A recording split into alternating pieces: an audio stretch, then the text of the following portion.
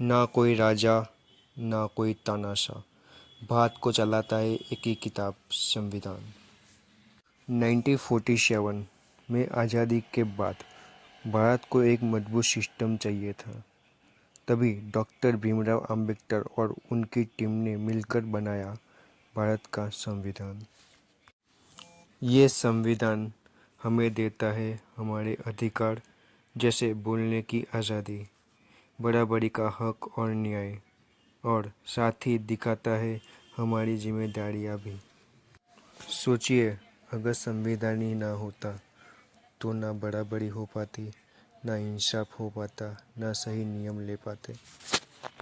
इसलिए संविधान को एक किताब नहीं कहा जाता, हमारे देश की आत्मा है। अभी संविधान को समझने के लिए हम आगे बढ़ते हैं।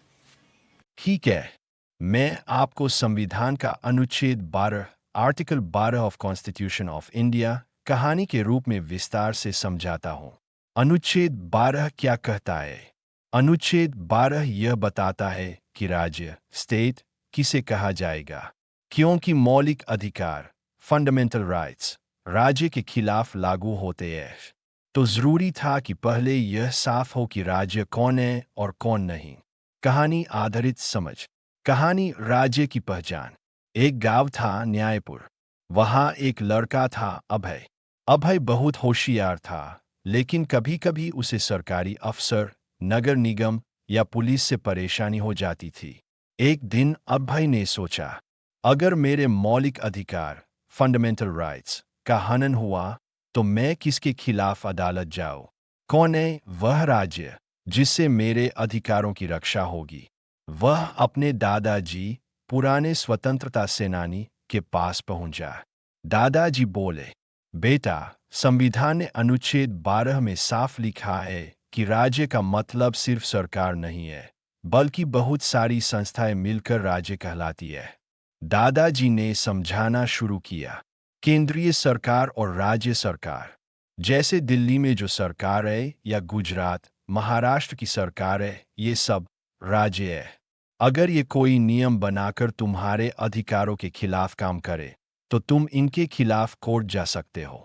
संसद और राज्य विधानमंडल।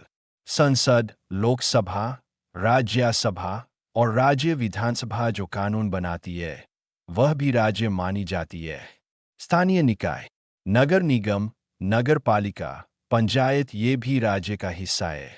जैसे अगर नगर पालिका तुम्हारे मोहल्ले में सिर्फ एक धर्म या जाति को पानी का कनेक्शन दे और बाकी को नहीं, तो यह मौलिक अधिकार का उल्लंघन होगा। सरकारी नियंत्रण वाली संस्थाएं। अगर कोई संस्था पूरी तरह सरकार के नियंत्रण में है या सरकार से पैसा लेकर चलती है, तो वह भी राज्य मानी जाएगी। जैसे LIC, ONGC, BSNL या कोई विश्वविद्यालय जो सरकारी एक्ट से बना है। छोटा उदाहरण, एक दिन अभय कॉलेज गया। कॉलेज सरकारी था। कॉलेज के प्रिंसिपल ने कहा, हम इस जाति के बच्चों को लाइब्रेरी इस्तेमाल नहीं करने देंगे। अभय ने तुरंत दादाजी से पूछा, क्या मैं अदालत जा सकता हूँ? दादाजी बोले, हाँ, क्योंकि यह कॉलेज सरकार के एक्ट से बना है और अनुच्छेद 12 के हिसाब से यह भी राज्य है। अगर यह भेदभाव करेगा तो यह संविधान के अनुच्छेद 14 समानता का अधिकार का उल्लंघन होगा।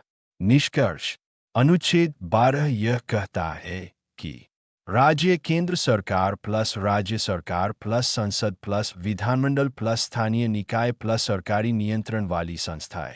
इसका मतलब अगर इनमें से कोई भी संस्था आपके मौलिक अधिकारों का उल्लंघन करती है, तो आप सीधे अनुच्छेद 32 सुप्रीम कोर्ट या अनुच्छेद 226 हाई कोर्ट में जा सकते हैं।